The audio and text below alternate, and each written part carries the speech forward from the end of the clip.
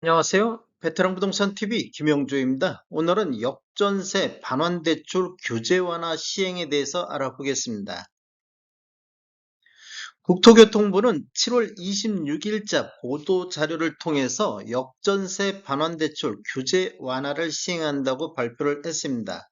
내용을 보면 7월 27일부터 1년간 은행권 전세보증금 반환 목적 대출 규제 완화를 시행하고 당장 후속 세입자가 없는 경우도 지원하여 세입자가 원활한 퇴거를 폭넓게 지원하겠다, 이런 내용이 되겠습니다.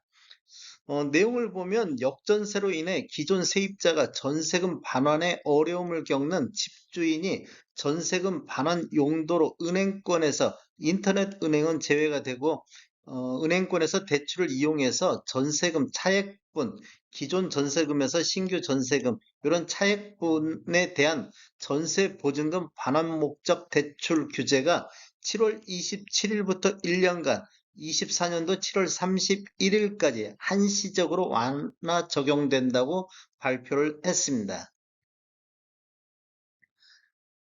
규제 완화 시행 내역을 보면 대상이 후속 세입자가 당장 구해져서 전세금 차액분을 대출을 받는 경우, 이런 경우가 되겠고, 두 번째로 당장 후속 세입자를 구하지 못한 경우에도 대출이 진행이 되겠습니다. 단 1년 이내에 후속 세입자를 구해서 해당 전세금을 반환하는 조건으로 진행이 되겠습니다. 그리고 세 번째로 집주인이 자가로 거주자로 입주하는 경우도 대출이 진행이 되겠습니다.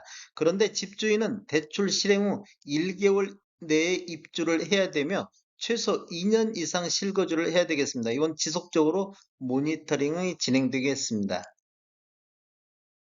지원 대상을 보면 역전세 반환대출 규제 완화 발표가 이루어지기 전 23년도 7월 3일자, 요때 이루어지기 전에 임대차 계약이 체결된 경우 중 24년도 7월 31일까지 임대차 계약이 만료되는 경우에 한해서 반환 수요가 발생하는 경우로 한정해서 지원 대상을 결정이 되겠습니다. 집주인 세입자 보호 조치가 있습니다.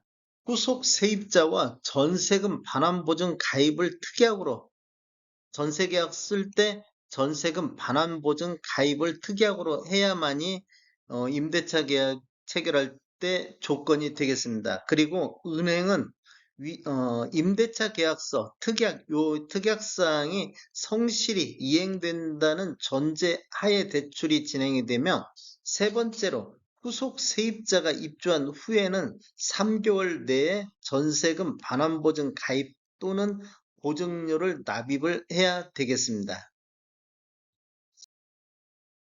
다음에 더 좋은 정보로 찾아뵙겠습니다. 지금까지 시청해주셔서 감사합니다. 구독과 좋아요 부탁드립니다. 베테랑 부동산 TV였습니다.